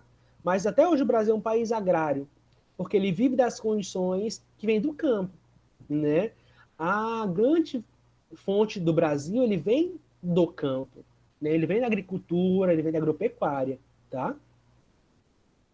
Aí, gente, o Santos também coloca que o que favoreceu esse problema no Brasil é a agricultura capitalizada. Ó a palavrinha, agricultura capitalizada. O que é isso, gente? Aquela agricultura que está voltada para atender ao capital, para entender a produtividade, para aumentar o lucro, para produzir muita coisa, produzir as commodities. O que o Brasil produz muito para vender para os outros países? Soja, criação também de gado, criação de porcos, criação de algodão, de cana-de-açúcar, de café, de laranja, eucalipto, madeira. Tudo a gente tem um destino, tá? Então, essa é uma agricultura capitalizada, que ela tem um destino, tá? Então, assim, a economia do Brasil ela foi se ganhando um contexto precário também, principalmente a partir da produção de açúcar e café. São os produtos que o Brasil mais produzem, né, no século passado e também esse ano também. Tá? O café e o açúcar são produtos que alimentaram o Brasil durante muito tempo. Tá? Alguém lembrar aí da história do Brasil, por exemplo, aí, vai lembrar, por exemplo, que nós tivemos o café com leite. Ora São Paulo, ora Minas Gerais produzia muito, né? Ora o governador era de São Paulo, ora o governador era de Minas Gerais, né? Então a gente sabe o quê? Oligarquia, um monopólio político, monopólio produtivo, monopólio industrial. Professor, o que é monopólio industrial? A indústria localizou somente um setor em uma região. Que região é essa? Região Sudeste, São Paulo. Então, esqueceu-se a região Nordeste, esqueceu o Centro-Oeste, esqueceu a região Norte. Preocupou-se com a região somente Sul e Sudeste. Sim, a região Norte é lembrada. Tá para quê? Lembrada quando fala de recursos minerais. Isso é lembrada, mas fora disso, nada. Né? Então, o Oliveira aí, que é um Ariovaldo de Oliveira, um geógrafo, ele afirma o quê?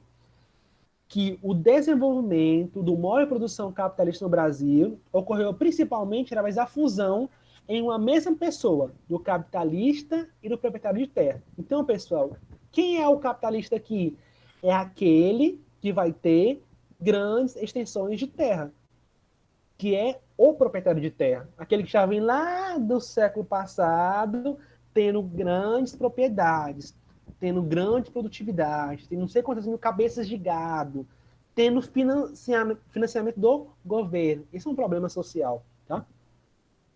Aí vai ter no Brasil, gente, ó, a ditadura militar, né, que foi um governo opressor, que matou muitas pessoas, que matou muitas mulheres, por exemplo, de quem se posicionava fora, se posicionava contra o governo.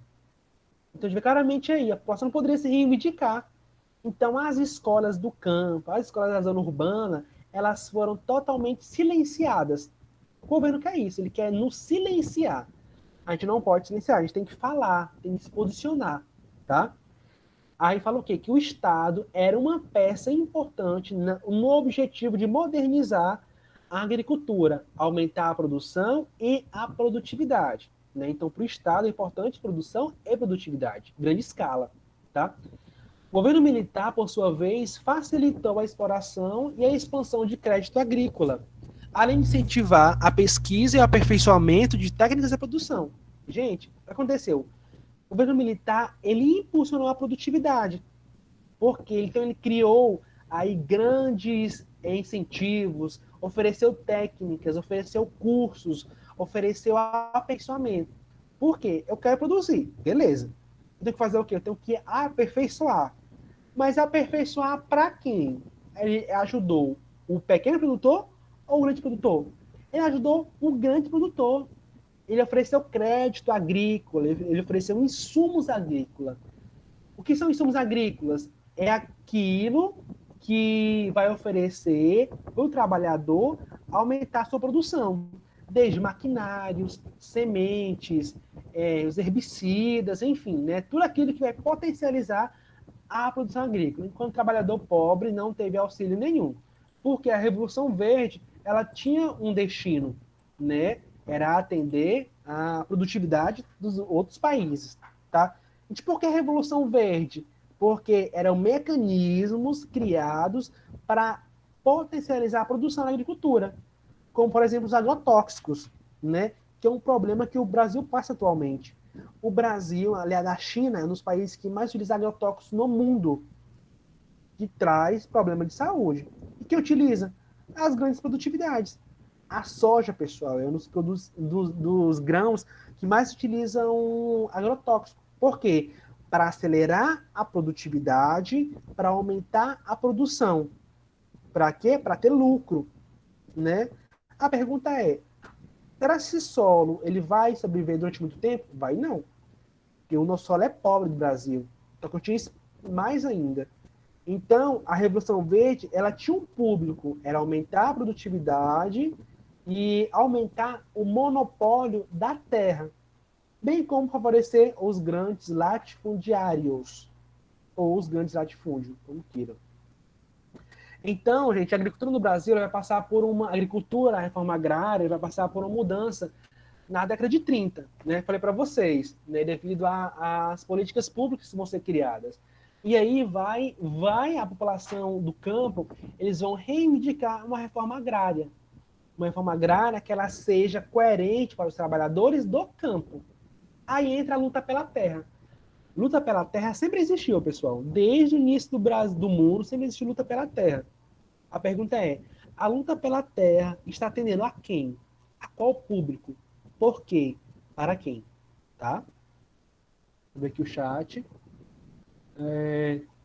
Eu, graças a Deus, essa danada passou bem longe de mim. De mim também, no Ginel. Ainda mais se eu funcionário público. Beleza. Eu trabalhei, mas tive que ir atrás. Perfeito, Pedro. Gente, alguma dúvida aqui? Algo a falar? Vou voltar aqui. Pra cá. Então, a luta pela terra ela sempre existiu, é um processo, é um problema social, tá? A luta pela terra, gente, é a luta dos trabalhadores do campo e trabalhadoras também, tá? Então é histórico. As lutas pela terra e pela reforma agrária se intensificaram a partir da segunda metade do século XIX. Em todo o Brasil, os conflitos agrários se intensificaram também. Aí, pessoal, surge no Brasil também as ligas camponesas. São o quê? São reuniões, são organizações políticas que elas vão surgir no Brasil na década de 45, que vão organizar os trabalhadores para realizar a luta pela terra. Chamaram ligas camponesas. São o quê? São movimentos, são organizações que vão ali lutar com o trabalhador para ter a luta pela terra, tá? Então, eles existem e lutam em favor de um pedaço de chão. Quando conseguem, resistem à terra para produzir. Como eu falei, não é só ter a terra, é da terra, tirar dela o seu sustento, tá?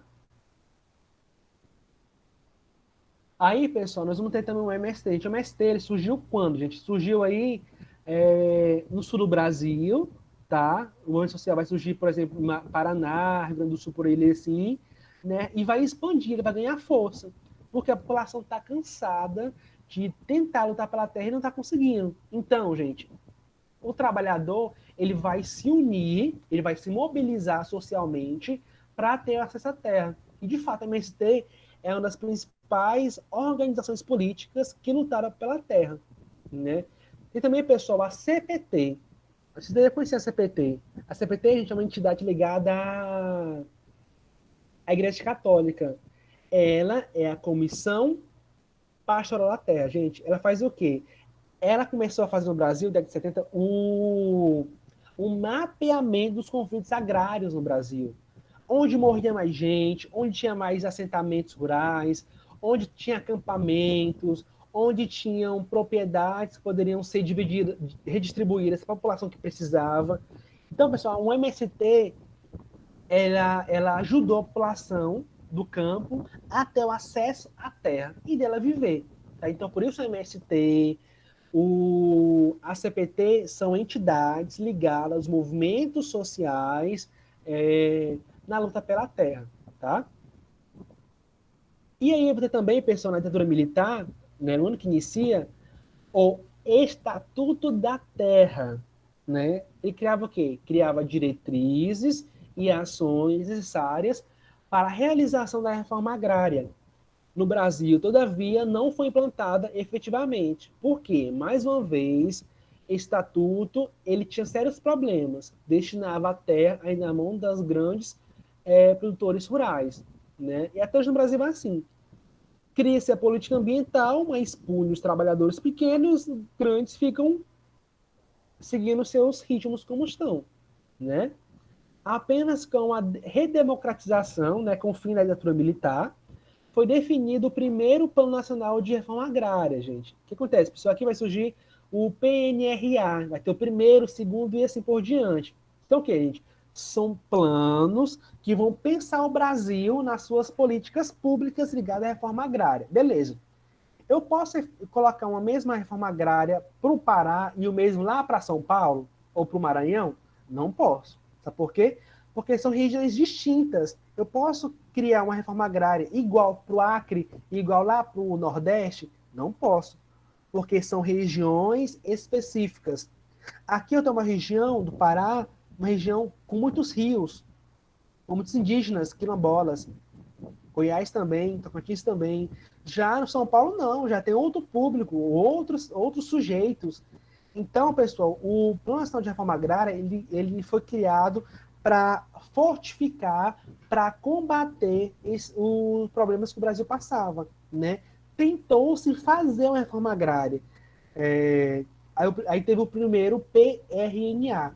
Ele destacou a importância do Estatuto da Terra como instrumento da reforma agrária, se pautando em seus princípios básicos, como a função social da propriedade, a não desapropriação das empresas rurais, das pequenas e médias propriedades, a garantia da reforma agrária não atingiria as terras que estivessem produzindo e de que as desapropriações seriam pagas mediante indenizações. Gente, então aí, pessoal, entra a função da terra, né? Ou seja, da terra para produzir, né? Mas mesmo ainda surgem sérios problemas o PNRA, né? Porque para ser destinado ainda ao grande capital. E aí, pessoal, nós temos aqui o programa básico do PNRA tinha algumas metas, estava explícito no Estatuto da Terra. Primeiro era, gente, favorecer o bem-estar dos proprietários e dos trabalhadores que nela labutam, assim como de suas famílias, mantém níveis satisfatórios de produtividade, assegurar a conservação dos recursos naturais, observar as disposições legais que regulam as justas relações de trabalho entre os que possuem e cultivam. Gente, então aqui eram algumas metas ligadas ao PRNA, né? Ou seja, oferecer condições de vida, condições de saúde para o trabalhador. Por que saúde? Porque se eu tenho uma terra, eu vou ter uma alimentação adequada, né? Preservando também os aspectos naturais, gente. né? Claramente o problema que o Brasil passa hoje, né? Uma grande exploração de terras. Estamos vendo aí o Pantanal, a Amazônia pegando fogo, literalmente, nem nada é feito. Por quê? Porque é uma política ligada na clandestinidade, né? Ninguém é punido e assim vai, né? Esse é o problema que o Brasil passa. E aí nós vamos ter a reforma agrária de mercado. O que é isso, pessoal, de mercado? É uma reforma agrária voltada não para o trabalhador pobre, mas aquela destinada ao capitalismo, né? Aí o que vai acontecer, né? Vai ter a criminalização dos movimentos sociais, vai ter o intuito de desarticular os movimentos sociais e não, aqui são vagabundos, são à toa. Isso é o problema que o Brasil passa, né? Eles querem criminalizar os movimentos sociais, movimento esse que luta pela terra, movimento esse que está ali de frente combatendo os problemas sociais, tá? Os projetos ou programas que materializaram a reforma agrária de mercado no Brasil foram Reforma Agrária Solidária, Célula da Terra, Banco da Terra e Crédito Fundiário. Programas de financiamento rural apoiados financeiramente pelo Banco Mundial. Aqui, pessoal, nós vamos ter o Banco Mundial aí como órgão americano, gente. Visa o quê? Ele visa oferecer o crédito, mas lucrar, dobrar, triplicar. São órgãos, pessoal, que criam para o Brasil medidas. Mas para quê? Para o Brasil se endividar cada vez mais. Tá? Não são órgãos bonzinhos, não. São órgãos interesseiros, como a ONU, o Banco Mundial, o BIRD. São bancos que financiam. Beleza, quer 100 milhões de reais? Pega 100 milhões de reais. Mas me paga o dobro, o triplo. Isso eles fazem. Tá? Aí, pessoal, trago aqui para vocês algumas imagens, pessoal. Daqui um minutinho agora. Vou dar uma pausa. Deixa eu ver aqui. Deixa eu ver aqui os comentários de vocês, um minutinho só. Josina, fiquei em casa, mas meu esposo trabalha como motorista de ambulância. Nós somos contaminados pelo corona, tá vendo aí, gente? Né? Alguns a gente vai ter que trabalhar, né? Já que a luta que preza a igualdade tende ao fracasso, desde o início precisamos lutar por equidade. Perfeito. Nossa, um termo adequado, Marília. E o que é equidade, pessoal? Né? Todos têm as condições. Não é mesmo que igualdade. Equidade é um termo muito mais coerente. Né? Será que todos aqui têm condições, por exemplo, de estar aqui estudando nesse momento agora à tarde? Não tem. Equidade é oferecer as mesmas condições, as mesmas oportunidades de acesso. No Brasil não acontece isso. Né? Ele oferece instrumentos desiguais para a sociedade. Tá? Então, o Brasil não tem equidade. Tá? CPT, sim, Noginel, CPT. CPT é uma entidade da Igreja Católica, chamada Comissão Pastoral da Terra. Tá? PT não, é CPT. Repete o Estatuto da Terra, professor. Tá, vamos voltar aqui rapidão. O que ele falava, né?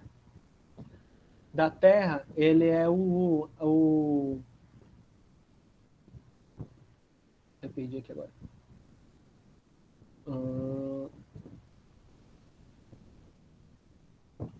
Tá aqui, ó. O que ele queria? Da Terra, as metas eram favorecer o bem-estar dos proprietários, os trabalhadores que nela labutam, manter níveis satisfatórios de produtividade, assegurar a conservação do meio ambiente, né, recursos naturais, e observar as leis, gente. O Brasil tem que cumprir suas leis.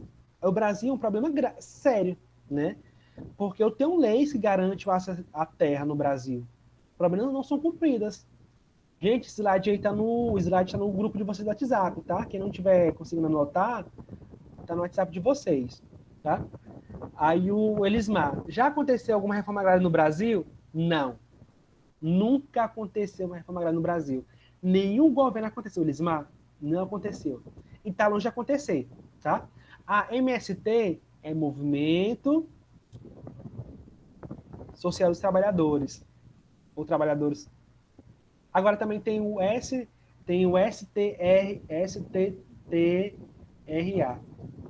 né? que é o movimento dos trabalhadores e trabalhadoras rurais. Aí cada estado vai ter o seu, cada município também tem o seu, tá?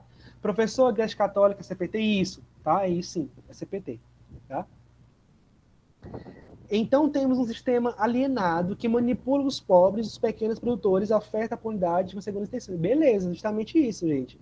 O trabalhador pobre, ele é enganado, ele é iludido pelo Estado. Porque, gente, qual a função do Estado, pessoal? O Estado, ele tem a função de organizar, sistematizar a política.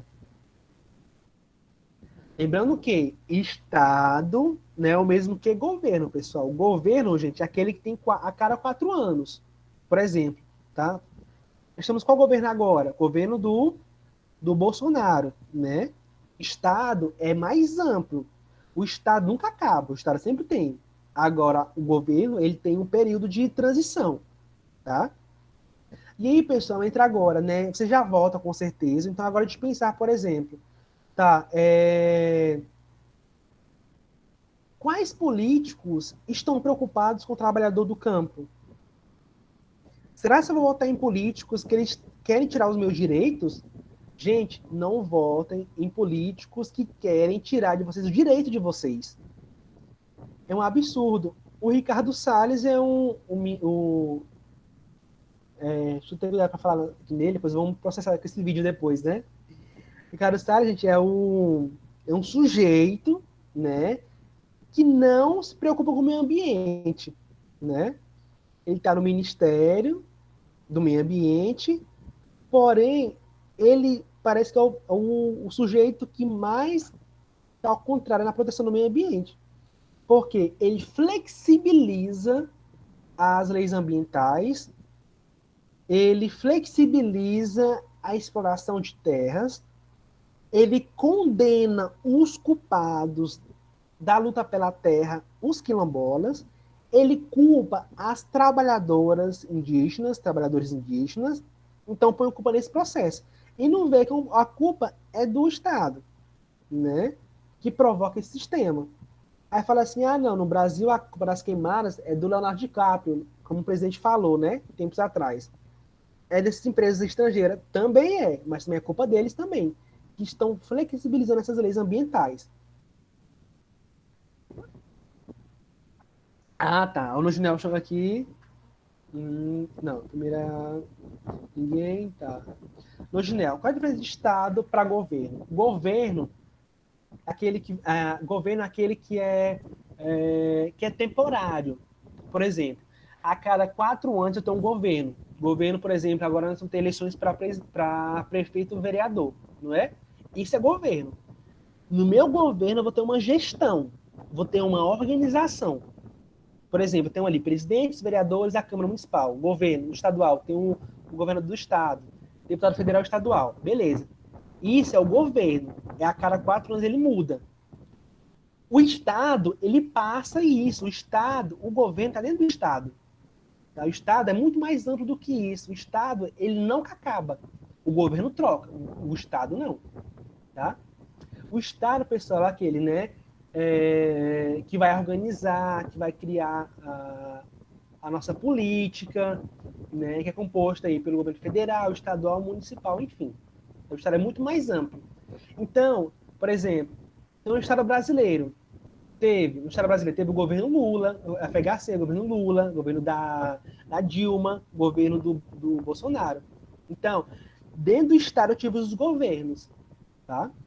Depois a gente pode fazer uma aula para ampliar isso aí. Marília, o Elismar, ministro do Meio Ambiente é um doido, concordo. Ou melhor, pessoal, talvez nem um doido, não. Ele se faz de doido, porque ele sabe muito bem o que ele está fazendo. Esse é um problema também. Falar assim, não, porque é um doido. Será que é um doido? Será que não está ali por trás de interesse político para organizar aquilo ali? Sei não, viu? Aí se faz de doido, todo mundo acha que é doido, e ele vai, rapitando ali, lucrando com isso. Isso é um problema, né? Marília, aqui tem um candidato a prefeito e disse que se ele ganhar, vai acabar com o negócio de pagar contas de água e energia para as pessoas que não têm condições. Será que esse discurso pega, Marília? O pior de tudo é a mentira do meio político. Josina, concordo, Marília. Ei, Josina. Nós estamos, pessoal, de certa forma, desacreditado da política, né? A gente desacreditou um pouco desse problema de política, né? Da situação política. Porque tantas promessas, tanto discurso, e acaba o governo, né? Governo, 4 anos, e ninguém faz nada. E o pior de tudo são os nossos direitos que são retirados diariamente. Diariamente. Né? Marília, diz que nem cesta básica os menos favorecidos têm direito. Tá certo? Ah, tá. Diz que nem cesta básica os menos favorecidos têm direito. Ah, tá, beleza. Uma crítica, né? Tá vendo aí, ó, um problema, né? Será mesmo que aquele trabalhador, será que essa pessoa preferiu morar na rua porque ela queria? O Brasil tem milhares de pessoas que moram na rua, não tem alimentação, é porque eles querem, né? É um problema aí, a ser pensado. Agora voltar aqui. Aqui, pessoal, eu coloquei algumas imagens. Beleza, gente. Bora pensar aqui agora para a gente finalizar a aula às 4 horas, 15 minutinhos para finalizar a aula, tá?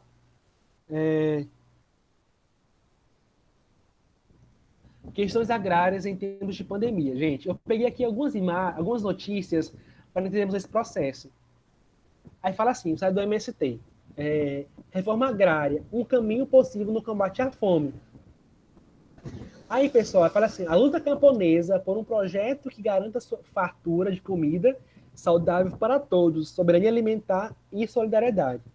Aqui, pessoal, o que acontece, né? Aqui enfatiza que só vai ter soberania alimentar quando acontecer a reforma agrária. Professor, o que é soberania alimentar? É a população ter as condições de alimentação saudável, alimentação equilibrada e ter a condição de plantar, de colher e de sobreviver. Enquanto houver o latifúndio, enquanto houver corrupção, enquanto houver uma política voltada para o capitalismo, não vai haver nunca soberania alimentar. Gente, o Brasil é um dos países que mais passa fome. A pergunta é, por que passa fome no Brasil? Será que não tem produtos sendo produzidos aí? Não há uma produção grande destinada a poucas pessoas. Produz-se muito. O Brasil é um dos países que mais produz. O Brasil é um dos países que mais produzem produtos alimentícios. Ora, a pergunta é: será que a população tem condição de consumir esse produto? A pergunta fica aí, né? Então, só vai ter a população acesso a alimentação saudável, alimentação equilibrada, quando houver no Brasil a reforma agrária. Tá? Está longe ainda, mas é um processo. Aqui é outra notícia. Aqui é 15 de outubro de 2020, agora, de ontem que eu peguei. Com a pandemia, o MST no Nordeste adota comércio online de cestas agroecológicas. Gente, alguém sabe o que é agroecologia, pessoal? Agroecologia, gente, é um sistema que ela voltará para a produção, porém de forma equilibrada. Viu lá o PNRA? Falava o quê? Dos recursos naturais? Tá aqui, ó. A agroecologia é uma forma de produzir de forma equilibrada, produzindo produtos de certa quantidade que consiga atender a população e consiga proteger o meio ambiente. Isso é agroecologia é um sistema que está dentro da questão da reforma agrária. Eu posso produzir? Posso produzir. Tenho que produzir? Tenho, mas de forma equilibrada. Aí fala assim, ó, trabalhadores sem terra no Nordeste vendem alimentos saudáveis pela internet e entregam em casa. Veja exemplos de Ceará e Alagoas, encomenda sua cesta. Aí, pessoal, na pandemia, os trabalhadores se organizaram, os trabalhadores eles se mobilizaram para criar estratégias para produzir, para comercializar. Mas será que teve apoio do governo? Acho que não, viu? Nem tem. Por isso que a luta pela terra, ela se dá no seio dos trabalhadores e trabalhadoras rurais. Aqui também, outra notícia aqui, do dia 14 de outubro, de quinta-feira. A pandemia da fome, ou quarta, não lembro agora. A pandemia da fome aumenta no Brasil, sem auxílio para a agricultura familiar. Então, pessoal, nós temos aí, ó, então a pandemia, gente, ela provocou a fome no Brasil. Mas lembro que a fome, ela, ó, no Brasil, ela é histórica. A pandemia, ela aperfeiçoou. E aqui, pessoal, é um exemplo claro aí da produção dos agricultores familiares. Gente, por que agricultor familiar, pessoal? Hein? É aquele agricultor familiar, é aquele que utiliza sua família para produzir, para comercializar. O pai, o filho, o genro, a nora, a sogra para produzir. Então, há uma base familiar que produz. E essa abóbora aí que vem para a nossa mesa, a mesa do trabalhador também, tá? Que mora na cidade, mora no campo, tá? Aí aqui também, gente, ó, é uma reportagem de 6 de outubro de 2020. Aí nós temos aí a seguinte imagem, né? Os sentidos da luta pela terra, gente. Aí mostra aqui a luta dos indígenas também, né? Resistindo ao domínio do capital, né? Aí essa imagem é muito forte, pessoal, porque mostra, de um lado, o Estado. Por que o Estado, pessoal? Porque aí a política, né? A polícia.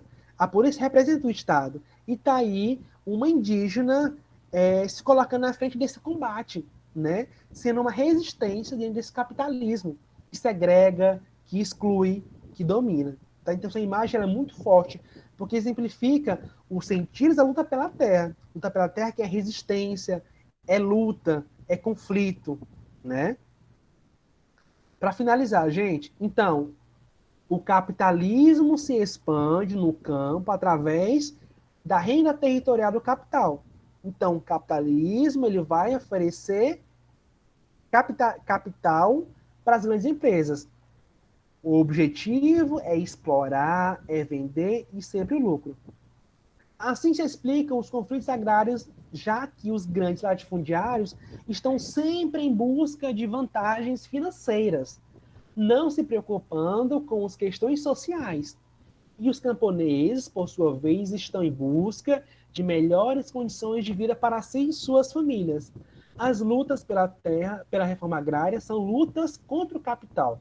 Então, lutar pela terra e pelo capital é uma luta contra o capital. A reforma agrária, é uma frase de Martins, a reforma agrária é um meio para acabar com o monopólio da terra. Monopólio o quê? Somente uma empresa, o latifundiário, tem o domínio de tudo e possibilitar a reforma agrária o acesso dos trabalhadores e trabalhadoras rurais ao fruto do seu próprio trabalho. Então, gente, é uma história de resistência, né? É uma luta ainda que não vai acabar amanhã, depois de amanhã, segunda-feira, não. Ela vai permanecer. E a pandemia, ela provocou esses problemas cada vez mais. Por quê? Porque o problema no Brasil da fome, da questão agrária, da luta pela terra, ele é histórico. Tá? E esse é o problema que o Brasil passa. Gente, esse artigo aí tá no site de vocês, tá no WhatsApp. É um artigo de 12 páginas, tudo bem?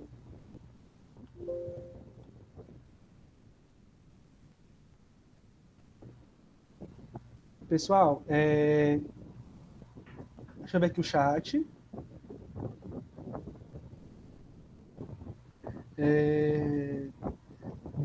Ah, tá. Prometer antes de ser elegido é crime. O problema não é prometer, o problema é prometer e não cumprir. A gente vê cada vez mais claro aí. Interesses políticos, beleza, tudo gira em torno de interesse. Meu celular descarregado, beleza, Laudicé, sem problema. O meu também. Está no carregador, tá? Ah, não se vira a imagem não, gente? Marília? Vira as imagens não? Não tem problema não, vocês podem ver no slide depois, lá, ver no grupo do WhatsApp. Pessoal, então o conteúdo por hoje é esse, tá? É um conteúdo muito bom. Todas as informações desse slide, gente, ele tá no texto que eu passei para vocês no grupo do WhatsApp, tá? Então, qual a orientação aqui agora? Eu vou querer que vocês vão ler o artigo de 12 páginas e vão fazer uma análise crítica. O que é uma análise crítica, professor? Vocês vão ler o texto e vão interpretar. vão interpretar e eu quero uma produção textual de um texto em 30 linhas para ser entregue dia 23/11. Ou, desculpa, 23/10, tá? Daqui a uma semana, para entregar sexta-feira que vem. Professor, eu posso gravar um áudio explicando em 30 linhas? Pode, não tem problema. É só justificar. Professor, não vou poder enviar por e-mail ou no WhatsApp, mas eu vou gravar um áudio. Beleza, então eu posso escrever num papel, tirar uma foto e me enviar? Pode também. Eu não tenho computador para digitar. Eu só quero que me entregue. Entregue no prazo, que é dia 23 da semana que vem, tá? Para criticar é comigo mesmo. Muito bem, Olismar. Loginel, 30 linhas? Sim, Loginel. Loginel, você ficou aí meses descansando. 30 linhas não é nada, gente. Vocês gostam, né? Gente, então é um trabalho simples. Vão ler o artigo, vão interpretar. Eu não quero cópia do texto, que eu vou ler o texto, eu vou atribuir uma nota. Eu quero uma interpretação. Posso colocar exemplo que vocês já vivenciaram ou conseguir uma situação que vocês viram na pandemia? Pode escrever. Eu quero uma análise crítica, eu quero a opinião de vocês. Podem ler outros materiais? Pode, tranquilamente, tá? Análise crítica não é fácil. É justamente, Laodiceia. É, é isso mesmo. A intenção é essa, é provocar. Eu não quero que vocês reproduzam o que está escrito. Eu quero que vocês pensem. Pensem, raciocinem, coloquem a ideia de vocês. Porque a faculdade é isso, a universidade é isso. Não é só reproduzir o que está lá. É vocês pensarem, colocar ideias, questionarem, enfim, tá? Então, olha, para quem perdeu a aula, eu quero que vocês repassem essa informação. Eu vou disponibilizar essa aula aqui no YouTube, tá? Vai demorar um pouquinho agora, que a internet minha tá lenta, acho que não sei se vai carregar. Mas até hoje, eu vou publicar, à noite, eu vou publicar esse vídeo, essa aula aqui no YouTube. E vou passar o link para vocês, tudo bem? Vou publicar o link para vocês. Quem quiser ver a aula novamente, quem quiser ver o conteúdo novamente, vai poder ver em qualquer dia e horário. Só quero que assista, tá? Qualquer dúvida, colocar nossa visão crítica sobre o assunto, isso, tá? O texto que está lá. Gente, alguma dúvida até aqui?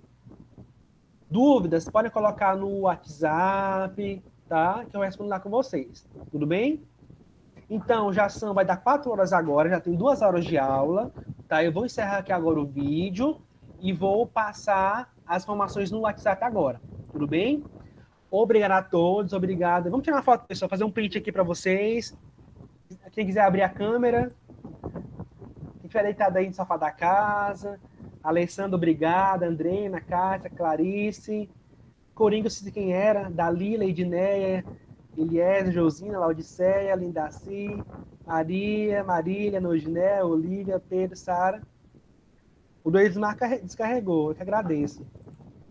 Vou tirar aqui um print, pessoal. Quem quiser abrir a câmera. Fica todo mundo bonito aí, igual eu. Deixa eu ver aqui, mosaico. Hoje não tá bonitão lá, não no Ginel. Edneia, Josina. Vou tirar o print aqui agora, só para registrar aqui. Eliezer. Quem tava dormindo, pessoal? Tem cara de sono, alguns parece aí. Vou tirar o print. 1, 2, Marília, muito bem. 1, 2, 3. Tirou. Tô ridículo, espera aí. Isso aí lá de cego. Vou te esperar então. Ele vai entrar, beleza. Você gosta do WhatsApp, né? Do print.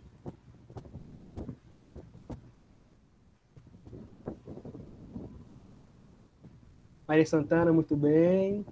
Todo mundo bonito, descansado. Dalila.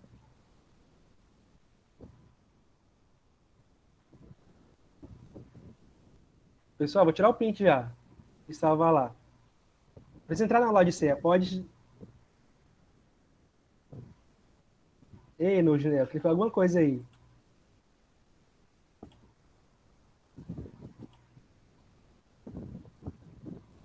Vou tirar agora. Tirei o print. Pronto, pessoal. Obrigadão. Tchau pra vocês. Até mais. Tchau, tchau. Tchau, Brasil! Tchau, tchau, Marinela. Falou. Tchau, Su! Falou, até mais. Tchau, gente. Bye, bye! Tudo bem! Dormir, Tchau, tá? tchau. Valeu, galera. Valeu, meu povo! Falou. Bora tomar um cafezinho, senão o bicho pega. Vixe, tem que tomar